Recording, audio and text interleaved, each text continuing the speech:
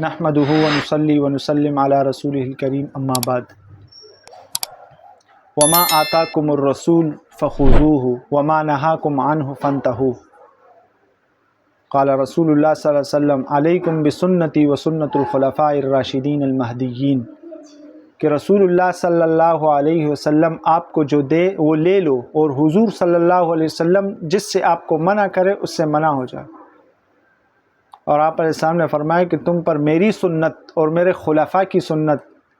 یہ لازم ہے، جو ہدایت یافتہ ہے، سراپا ہدایت ہے۔ آج ہم آپ کو حزب البحر کے فوائد بتائیں گے کہ حزب البحر کے کیا کیا فوائد ہیں،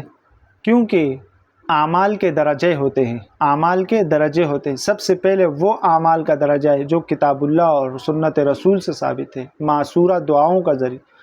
جو رسول اللہ صلی اللہ علیہ وسلم نے دعائیں ہمیں صبح شام کی بتائیں، ان کا درجہ اول ہے، کیونکہ وہ رسول کے کلمات اور رسول کے مبارک منہ سے نکلے وہ کلمات، تو ان کا درجہ ایک بزرگ کے مجربات اور ان سے زیادہ افضل ہے۔ اس طرح رسول کا حدیث قدسی میں جو اعمال ہیں، رسول اللہ قرآن مجید میں جو دعائیں ہیں، ربنا آتنا فی الدنیا حسنۃ وفی الآخرۃ حسنۃ وقنا عذاب النار، اسی طرح سبحان الذی سخر لنا ھذا وما کنا لہ مقرنین، یہ دعائیں قرآن مجید میں آئی ہیں۔ ربنا ان لا الہ الا انت سبحانک انی کنت من الظالمین، انا للہ و انا الیہ راجعون، صم بکم عمی فہم لا یرجعون، یہ دعائیں قرآن مجید سے ہمیں ملتی ہیں مختلف اعمال کے لیے۔ سب سے پہلا تو ان کا درجہ ہے۔ اس کے بعد رسول نے جو ہمیں اعمال اور سنت طریقے بتائے کہ بیت الخلاء میں جانے سے پہلے کیا پڑھنا چاہیے، بیت الخلاء کے بعد آنے سے پہلے کیا پڑھنا چاہیے، گھر میں سے نکلنے سے پہلے کیا پڑھنا چاہیے، گھر میں داخل ہونے سے پہلے کیا پڑھنا چاہیے، یہ رسول کے اعمال ہیں۔